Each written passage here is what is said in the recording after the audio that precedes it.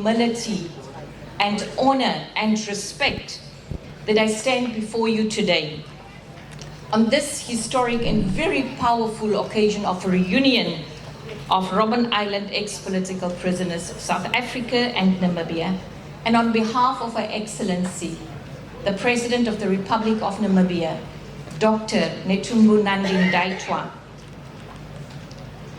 I warmly convey the greetings and the heartfelt solidarity to all of you present on this momentous occasion.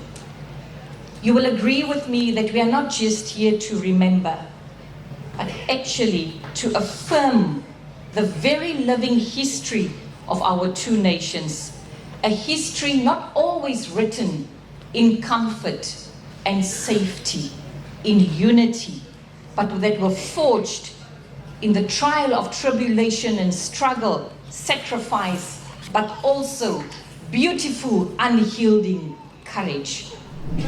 Robben Island was more than just a prison and a place of punishment.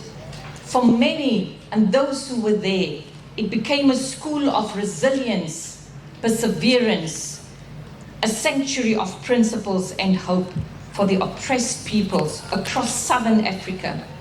And the brave man and the one woman whom our Honorable Mackenzie will talk about, who endured it walls, carried not only the pain of imprisonment, but for them, they also became the hope and the aspirations of millions who longed for freedom, nationhood, and national identity. From South Africa's leaders such as Nelson Mandela, Walter Sisulu, and Govan Mbeki, to Namibia's gallant sons such as Andimba Toivo Ya Toivo, Robben Island was home to those who sacrifice over submission, principle over privilege, and freedom over fear. It was Andimba Toivo Ya Toivo, whose family is also represented here today by his widow and the children and extended family members, and he will be remembered for saying with unyielding defiance, declaring to the apartheid authorities, "We are Namibians and not South Africans. We do not now and will not in future recognize your right to govern us, to make laws for us in which we have no say, and to treat our country as if it were your property." Ladies and gentlemen, and years later, here we are, getting together because this platform of reunion was granted to us to continue on the path of healing as a people. Free and affirming as we are sitting that the struggle was not just against oppression, but for the dignity of national identity, for the love and the justice and the peace we heard the entertainers this morning imprinting on our hearts. Today, as Namibia, as your guests, as your brothers and as your sisters, we are deeply honored to be in the presence of all living bearers of this history. The Namibian sons who endured Robben Island. If you allow me, Honorable Mackenzie, I would like to single them out.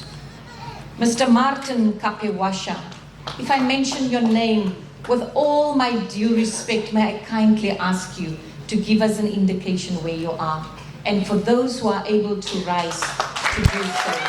Mr. Martin Kapewasha. Thank you, sir. Mr. Zakaria Nashandi.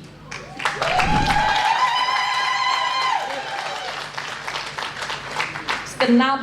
Naboth Imene.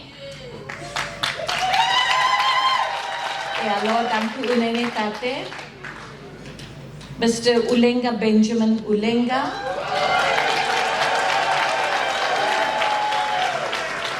Our respect, my elders, our respect. Mr. Willem Biva. Ladies and gentlemen, we also have many present and others represented. I will continue. Mr. Risto Nakanyala.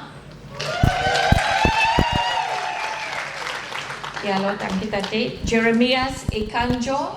Mr. Jeremias Ikanjo. Thank you, Mr. Ikanjo. Like I said, we also have representatives because of their frail state. Mr. Helau Shituwete, represented, very well represented. Mr. Jacob Nidinwa. Yeah. Mr. Beckwell Uyonga. And ladies and gentlemen, their spouses, their families, and all those others whose contributions remain etched in our collective memory. We wish to state that your lives remain a living testimony of grit and sacrifice. And we salute you today unreservedly, these gallant sons and daughter who stood out and stood tall when it was neither popular nor safe to do so, when people accepted you not as a person, when speaking out meant imprisonment and persecution or even death. You all chose principle over fear because you believe in what was just. And that moral courage must never be taken for granted, and our children must take some key lessons from here, because that's the foundation upon which our freedom rests. Ladies and gentlemen, as Namibians, we hold eternal gratitude for the solidarity shared by the people of South Africa during the struggle against apartheid and colonialism. We said earlier that Robben Island stands both as a painful reminder of oppression, but also a powerful symbol of resilience, of a shared heritage of courage, solidarity, and unwavering commitment to justice. As we gather here in the spirit of unity, we pay tribute to our esteemed ex-political prisoners for your suffering that you've gone through, the loss of family life, the loss of building memories with your loved ones. You remain with an unbroken will and ideal for which you stood, the freedom, the equality, all fighting against inequities for dignity and, most importantly, humanity. And these ideals must continue to guide us as we confront the contemporary challenges of inequalities and injustice and brokenness and dysfunction within our communities. We are the voices and the champions and the pilgrims of hope as we are sitting here, each one of us carrying with us the seeds of humanity. Let's spread the love.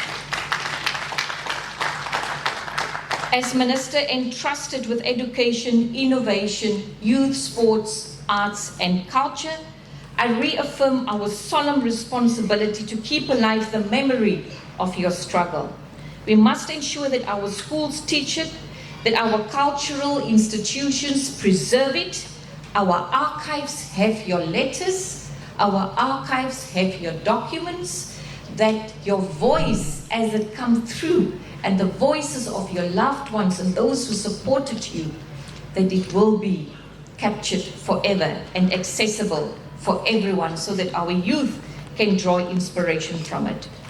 The sports, the traditional worship songs, the songs that you sing, and the creativity that sustained you in prison must now continue to bring hope and unite and uplift our people. Moreover, your role in guiding present and future generations, esteemed ladies and gentlemen, that is vital. Your voices remind us that freedom comes with responsibility and that nothing can be taken for granted. Esteemed ministers, deputy ministers, members of parliament, members of diplomatic corps, ladies and gentlemen, the media, this is not just about remembrance of the past. I believe it is a call, as we heard, to present the African dream, to make it work, to bring actions to that, a call for the present and the future. On behalf of the government and the people of Namibia, I convey our deepest gratitude, respect and admiration to the Robben Island veterans and their families.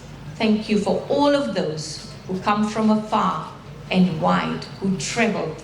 You are here because you wanted to be here, and we value that immensely.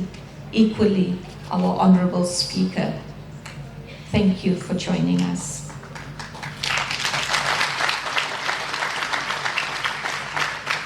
Honorable Mackenzie, it is my fervent wish that this reunion that you and your team worked so hard on will renew our collective resolve to safeguard freedom and advance the just and united societies that we both, along with our governments, envisage.